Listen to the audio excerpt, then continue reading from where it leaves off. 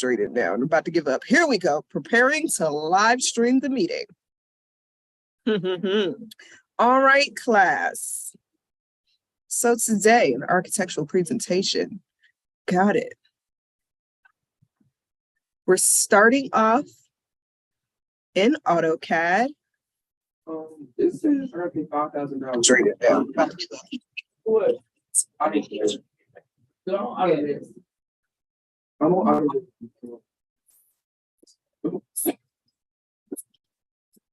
Hit the road, Jack. There's always a flight delay. I can hear myself.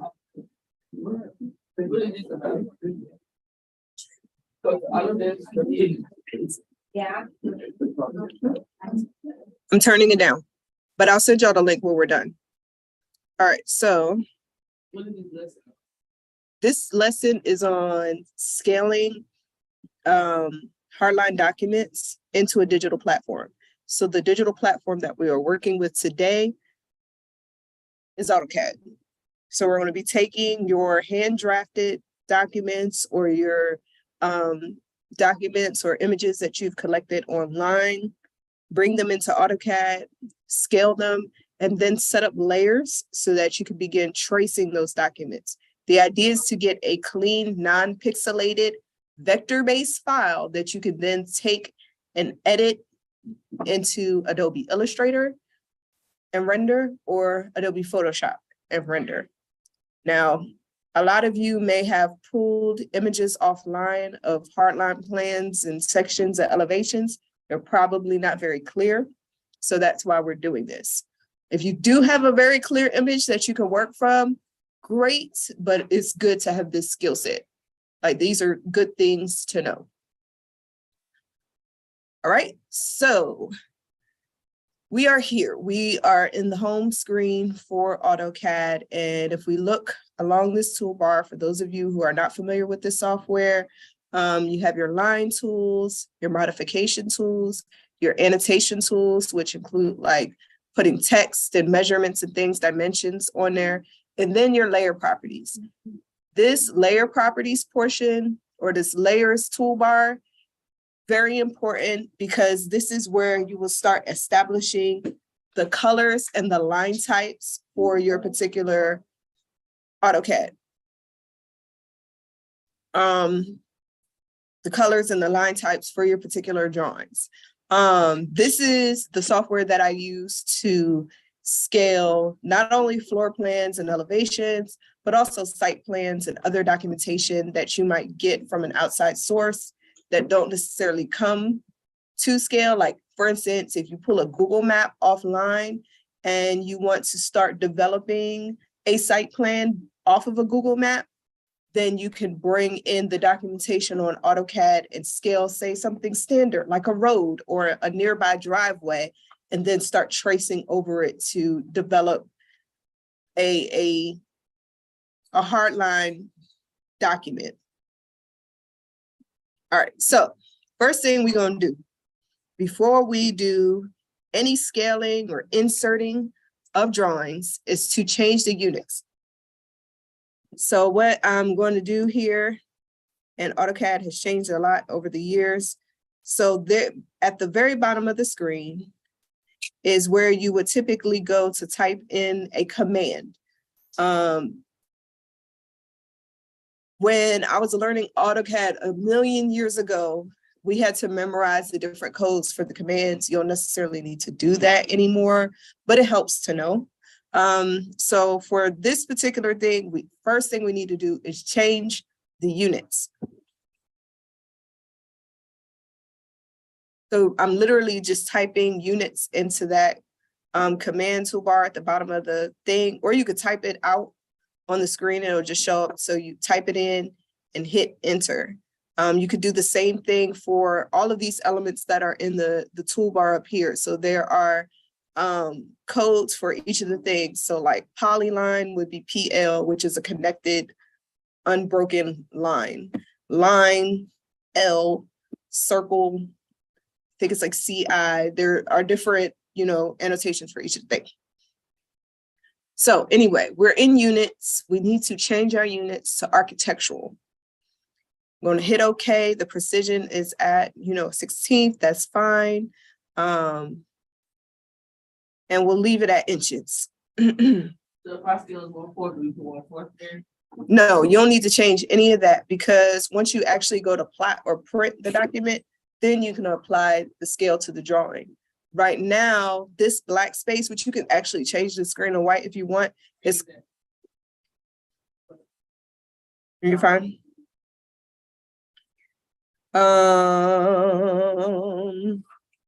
You go to your settings. You see the little corkscrew? Go to settings, workspace settings. My workspace, drafting and annotation, 3D modeling, blah, blah, blah. Oh, I don't remember, Jaden. Add separator. Okay, no, that didn't do the things. Might have to come back. I feel like I could right click on the screen and also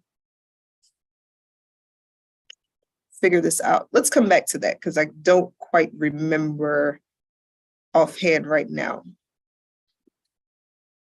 But there is a way to change this background. Oh, what was it?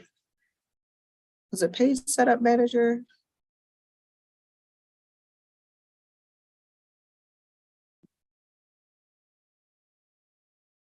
No. Display, no. This is something else. I changed it. Okay, so I right click and I click preferences. Thank you. You just right clicked on the screen, right? Yeah, preferences. I don't see preferences. I don't know. It could be options. It's a thing. Oh, okay, let me see. Options. There we go. This is the thing. You was like, look at field. That's the back. I'm not sure. Publish, user preferences here, and then right click customization. Maybe a display. Where do I see that at? The settings tab. Boom. Yeah, color theme dark. So we can change it to light. Apply and then hit OK. Huh? No, that was right. Keep in mind your voice will be on the things. Oh. This was supposed to change the workspace also, but it didn't do. It's okay. We'll come back to that because I know there's a way to do it. My brain is just not registering. So anyway, first step, we changed our units, right? We should already have saved in a folder marked ARC 211 design presentation our floor plans for whatever drawing we're going to be working on. Please do this because I'm going to be checking your progress on Monday. Okay, all right. So do the things. If you have not already done them. If you have done them, awesome.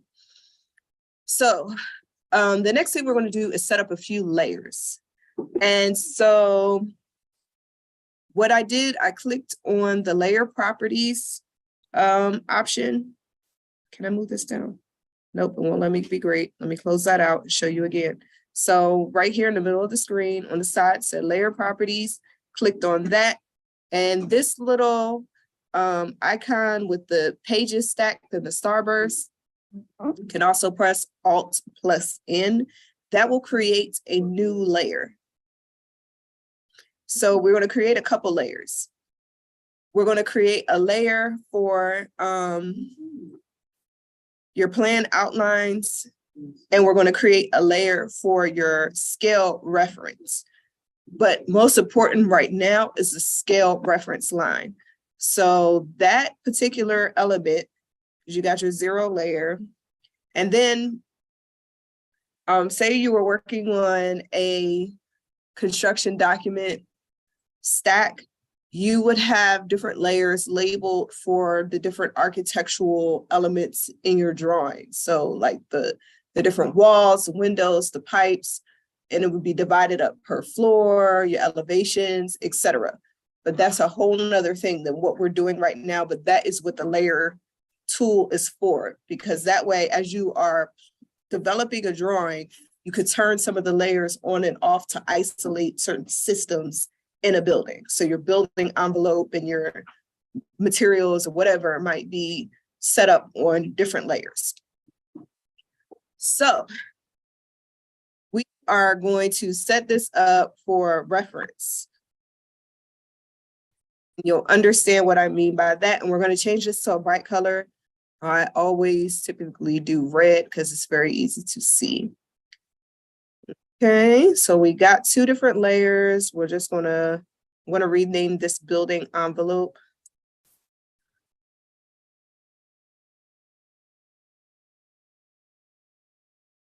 The envelope. Yeah, it doesn't have to be that. I could give you a chart that says the things, and I'm just going to change that to lime green for now. Okay, so that's just two different things. All right, two layers. So we're starting off with. Now, I'm going to go to the Insert tab. Now I got to remember the steps here. So what I would typically do is currently, let me go home, currently on the building envelope layer, but I need to switch over to the reference layer because that's what we're going to be using. So you could just go to the drop down box and select the layer that you want to be on. And if all of these elements are yellow, and that means that none of them are locked. Like this locks a layer that keeps you from moving anything around on it. This freezes a layer. So it would, I don't really know what freezing does. And then the light bulb turns it off. All right, so going to the Insert tab. Now, the PDF import is a way to do this, but I would ignore that if you're not working with the PDF. I'm not working with the PDF. I'm working with another type of reference file. So we're going to go to the reference drop-down menu.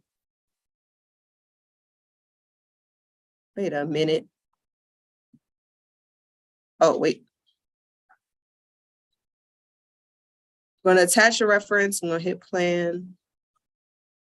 Boom. Open. The way I was able to see it, because you might not see it initially when you go into attach a reference, is you want to make sure you hit, hold on, let me go back. So you go to attach. You want files of type here at the bottom. Make sure you put all image files. So irregardless of what you saved your file type as, be it a PNG, JPEG file, PDF, it should come up in this drop-down menu. I saved mine out as a JPEG. So I'm going to click on set file, open.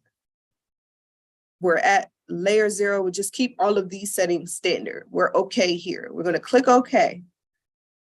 And then this is where we start the whole scaling process. So the first thing to do is see and like fully insert the drawing into the thing. So I'm just clicking a point on the left-hand side of the screen and dragging it out. And here is my plan. Now, this is the part that is importante, muy importante. The reason we're going through all of this is to make sure that your drawings that you create are proportionate and are to scale. So if you bring in additional furnishings, if you decide to take this plan and build a 3D model off of it, then you could do all of those things, but you'll know that your doorways are 3 feet, your windows are whatever width they are, like you'll know that the architectural proportions are correct for that particular plan. Now, what you're going to need to do is identify a standard element on your drawing that is going to be a standard architectural scale. For some of the houses that you're drawing, you want to be careful because depending upon the architect and where the place was built, it may not be, I mean, there's an international building code, but it may not be the same width. Like the doors might be a little bigger. Like if it's a luxury home and it's a custom door, then your front door might be a little bigger than your standard 3 feet. So you want to look for an element that you know is a thing. So like a closet door might be 2 feet 6 inches. So you might use a closet door, or you might use the depth of a counter, or the width of a bathtub, right? So you want to pick a thing that you know is going to be a standard width. Here we got a twin bed over here in here. So we're hoping that that twin bed is it. You can look up the dimensions for a twin bed and scale your plan based off of the twin bed in that particular drawing. Whew. So I'm gonna zoom in so we can see what item we're going to use. And then some architectural drawings that you may pull up may have a scale, an actual scale on it. And if you cannot find an item that you think is standard, if this is a built drawing, go to Google Earth and look up the drawing and take a measurement on the site. So at least you'll get an approximate length or width for an element on that building or on the exterior building of the building. So it might be the length of this exterior wall from end to end. And then you could say, I'm going to scale this drawing based off of the length of the wall. Okay? I have a question. Yes, ma'am. So not in, I see block, DWG reference, PDF underlay, roster image reference, field, data link, layout. You could do a roster image. Do you know what your drawing is saved as? It's a PNG. Yeah, Trev roster image.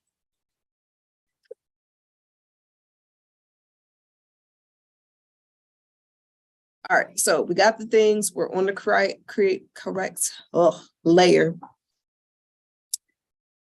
Element in our drawing. I'm going to zoom in a little bit more. I'm just hitting zoom and then enter and then drawing a little box. Wait, go back. If I hit Z, enter, A, enter, then that will give me like zoom all. So go back to zoom. Because I went in too far, too fast. Too fast, too furious.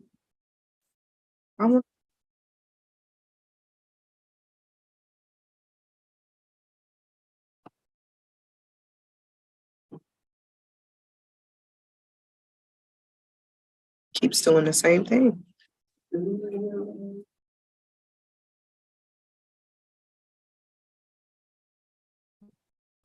All right, so what I'm going to do is I need a mouse.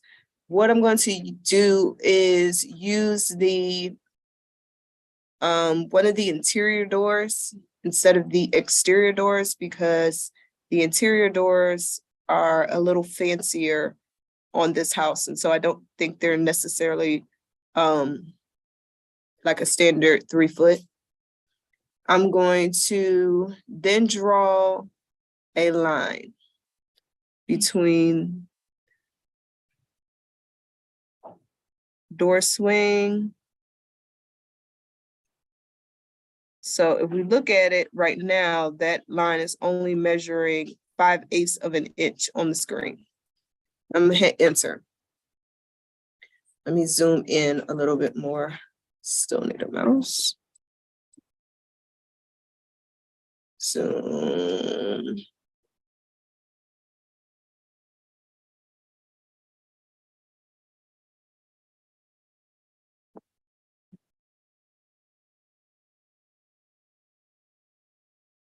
Oh, zoom out. Oh, my mouse.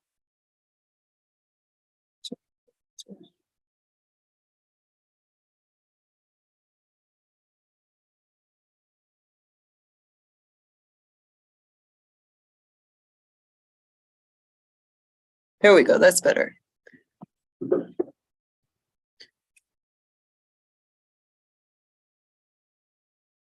So this is my line.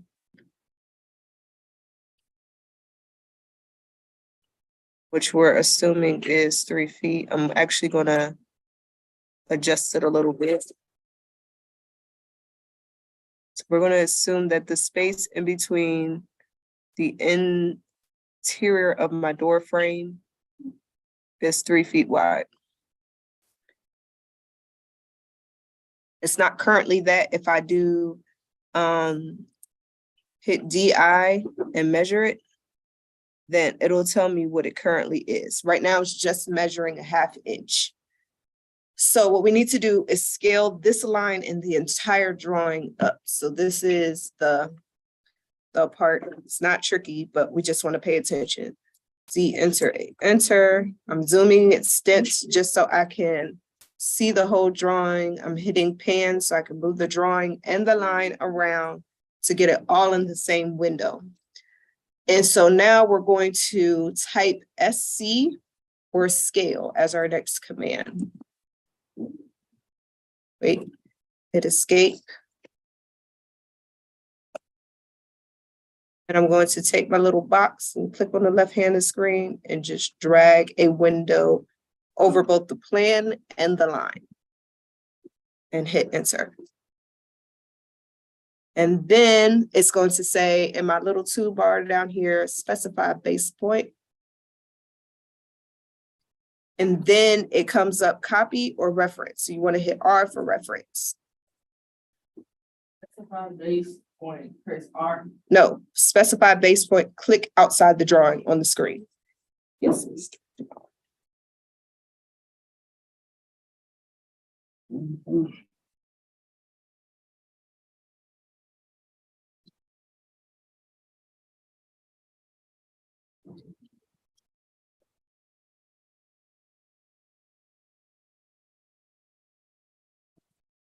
That's it. All right. Okay, so we specified base point, we clicked outside of the drawing on the screen, and then we hit R for reference. Now it says specify reference length. What you're going to do is go back to that line and click on the endpoints from start to finish that line. And then it says specify new length. Do not hit enter in between these like commands. And then you're gonna type in 3 feet. Boom. Now, 3 feet and then enter.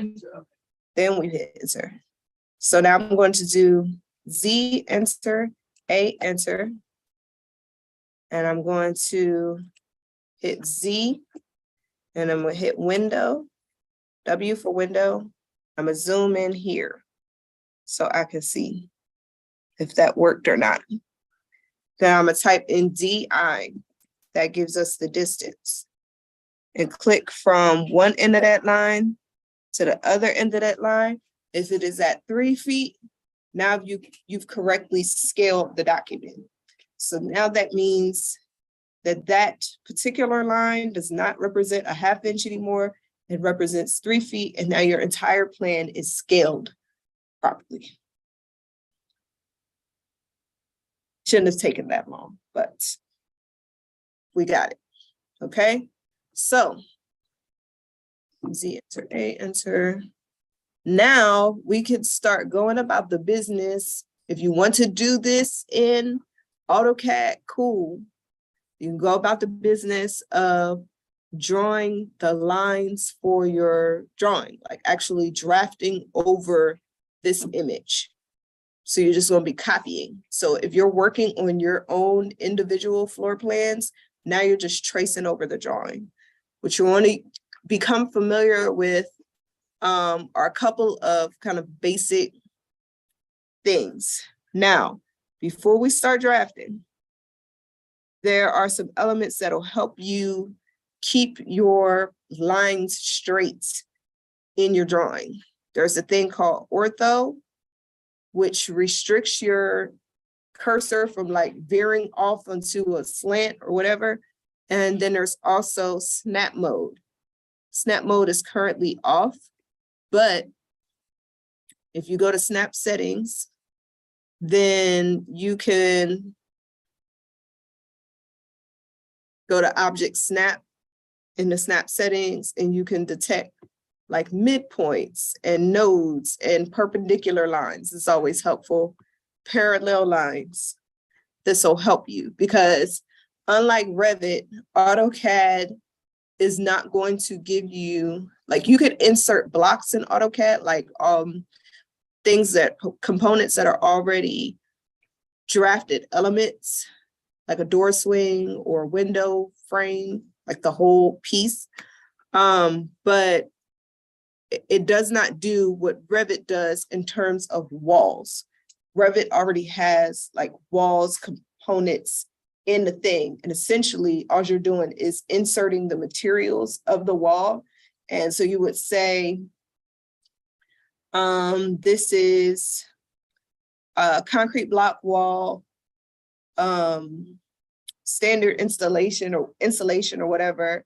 And then there's a drop-down menu that will show you the different materials that you could click on for the composition of the wall, and then you just keep drawing walls. AutoCAD is individual lines, which helps when you're doing like topography maps or site plans or whatever, that you need to understand line weights and line types. This is really effective in AutoCAD. So if you do not understand line weights, this is a tool that'll help you to develop that understanding, like the depth perception for different line types. All right, so we've got this scale plan. We've done some things to our snap settings. We've also, polar tracking is helpful. I'm trying to think what else might be helpful. That's all, pretty much all I use. I'm not going to use ortho right now, but it can be helpful if we're doing very straight, boxy frames. So I'm going to go to that other layer that says building envelope, just as an example. That is an example of a layer name. More than likely, if you're drafting floor plans, and I'll show you a complete drawing, you're not going to be using like building envelope. It's going to be like second floor exterior walls, second floor interior walls, and you're going to be very specific about your labels and the colors to your labels, because all the colors print off differently. First thing we're going to use is the polyline tool, which you can see all of that up here. Line is going to give you individual line segments. Polyline is going to give you a line that connects. So I'm going to use PL. I'm going to start from one corner of my drawing to the other. And I either can go around the exterior of your building, and then it'll detect your endpoint, and you can hit enter.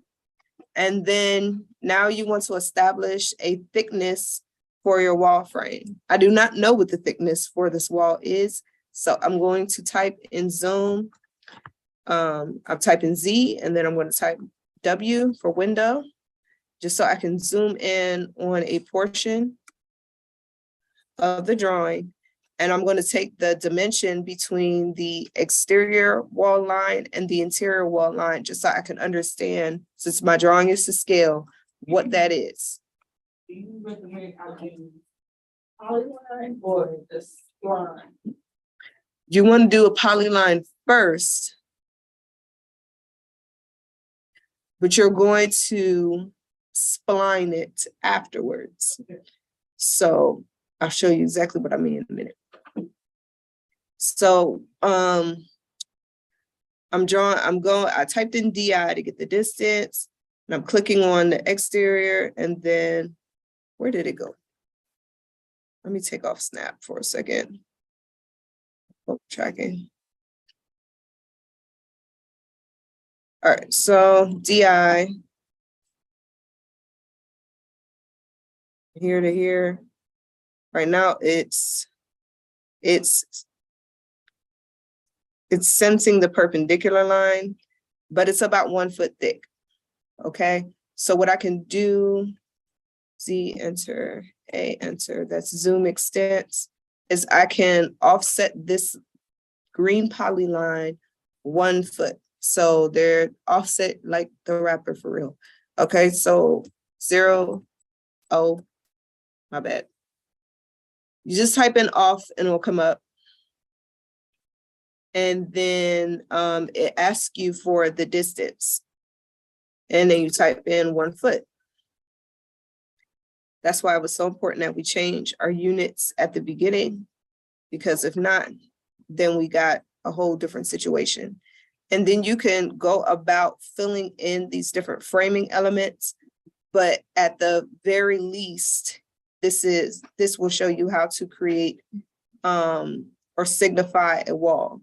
Another thing that you can do is go in and start trimming out your door openings. So TR, wait.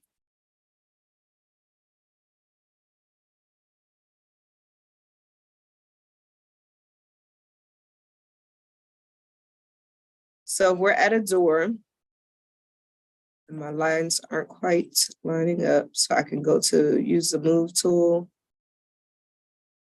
If I want to get them more over the actual drawing, type in move, select both lines, and shift them over top of the building. And we can also change these line weights, but that's something that we can do in Illustrator as well.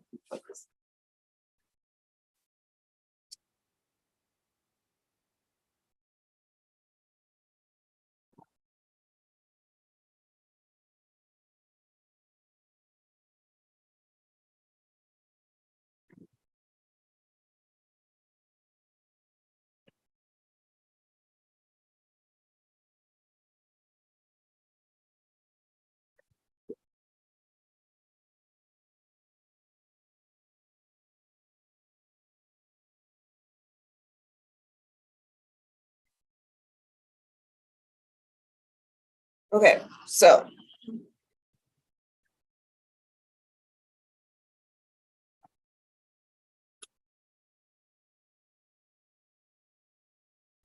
now what you can do is start to trim out your door frames.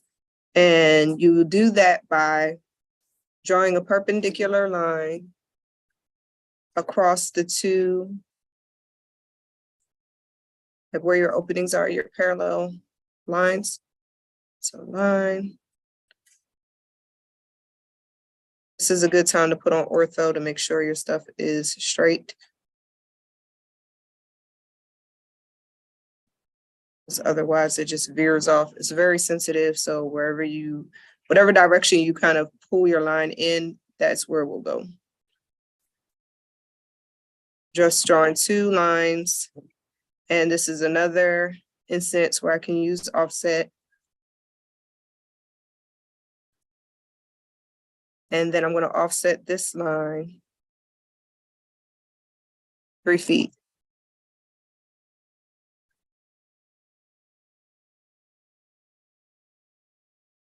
Okay, so that'll give me the width of the door. So then we're going to trim TR, enter, hit escape, get it. Make sure you're out of the previous command, and that might require you hitting escape twice. You type in TR to trim the lines to make an opening.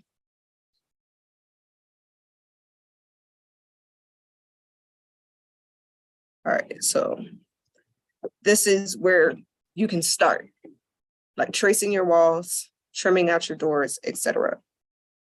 That is a start for that. Now, for those of you who have got a lot of curved lines, like Ms. Woolard, she was asking about the spline tool. So the spline tool is used in combination with the polyline tool. So you essentially want to take it and trace the curved line that you're working on. So say if we were to do this tree.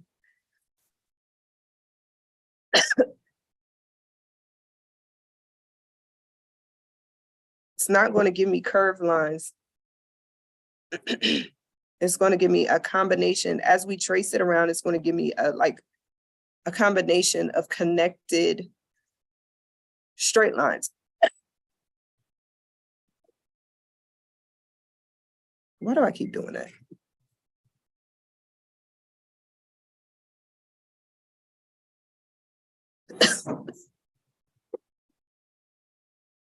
There we go. But so you take your polyline tool and start at, excuse me, one end. And so then what you want to do is start tracing around, take off your ortho tool, because ortho is going to force you to do things in a straight line. Just draw multiple connected line segments around that particular line. I really do need a mouse. Not only can't I see, can't zoom. So you could trace around this particular thing. So right now, all of these are straight, jagged. This is one jagged polyline, but the more segments you get in there, the more, once you spline it, the more precise it'll be in terms of the curves that you created. So I'm gonna hit enter. Then I'm going to type in SPL for spline. And it's going to object. And I'm gonna hit this. Okay. And then select spline. I did that. Hit enter. And it says only unable to convert the selected object. Why not? Does it have to be like connected? It should be. Yeah, it's all one connected thing. I mean, like, does it have to close? No, it doesn't. It should curve it without it being a closed element. Got too many chords going on here.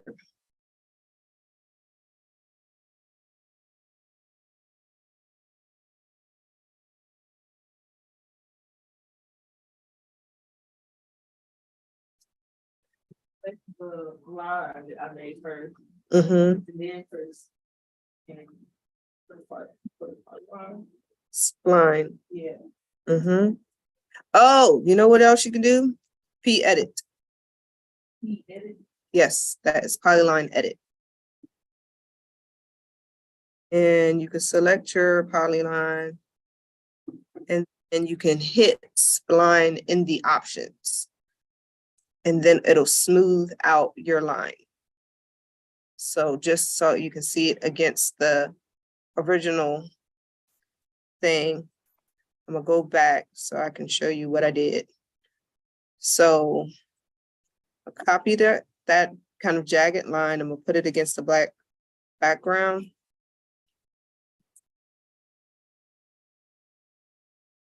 Don't do me like this, AutoCAD.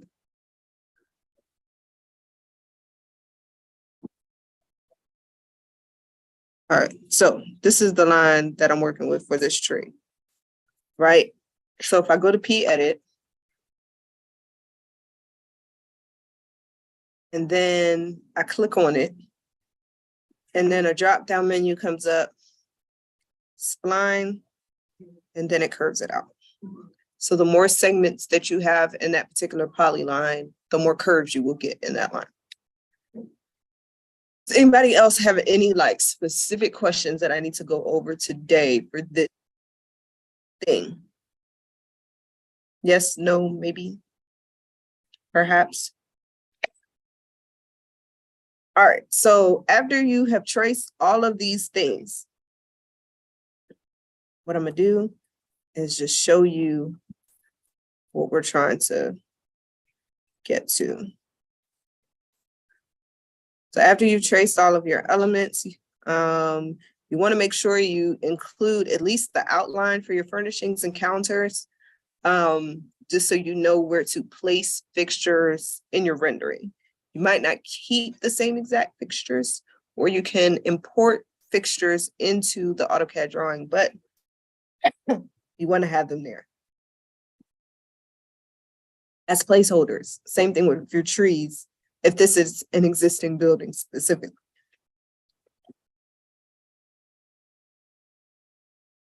All right, so I've zoomed in. Now I'm just going to copy the drawn portion although it's not complete. Copy is CO. If you click from the left of the screen and just drag a box over it and then hit enter, you could copy your things.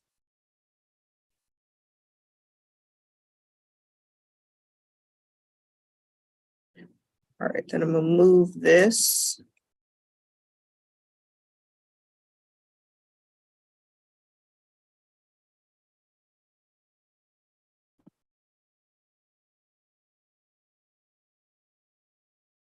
Just panning it over. Pan is pan. To shift your screen over.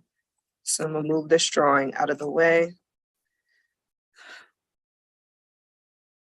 So once you got your plan all situated, it's not quite where I need it to be, but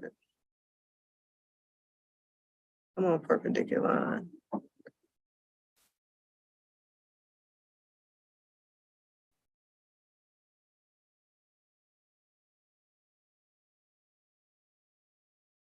You're drawing straight lines, put your ortho tool on because otherwise you get things like this going on.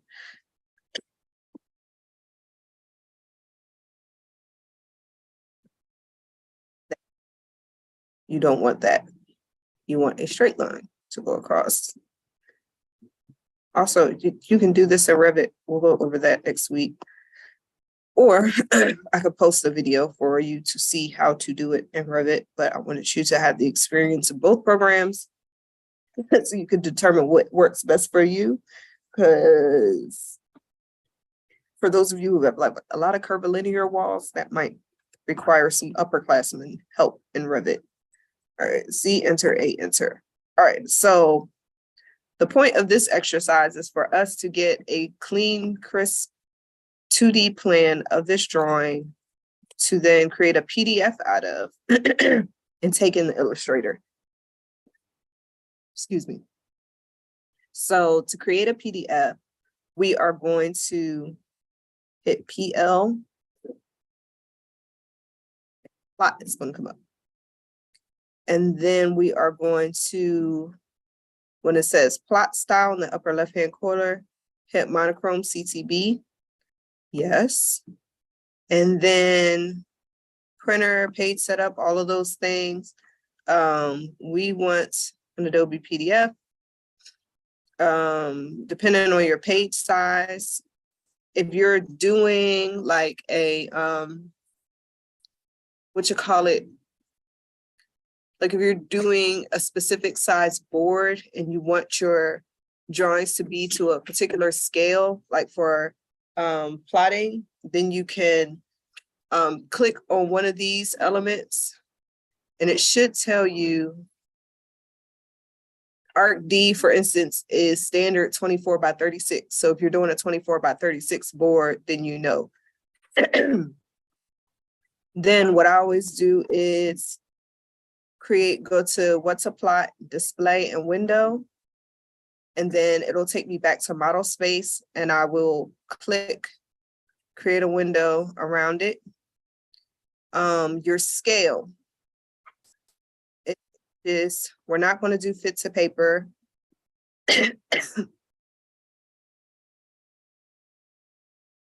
We can select our scale here. So it could be 1/4 inch, 1/2 inch, whatever, 1/16 inch equals a foot. All right. And so we can hit preview.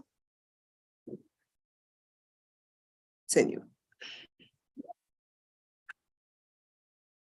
So in the 24 by 36 sheet of paper at 11 by 16, this is just kind of off in a corner arbitrarily, but this is not how we would lay out a page by any means. I'll show you how to lay out a title block and things like that. But then you could plot it as a PDF, your plans, and then you'll have a PDF drawing to scale. So we'll go over this last part again next week, but at least get started on importing your drawings, scaling them to the correct size, and begin tracing. All right, and I'll be checking on everybody's progress come Monday. Bye. All right, stop share. Stop recording. Yes.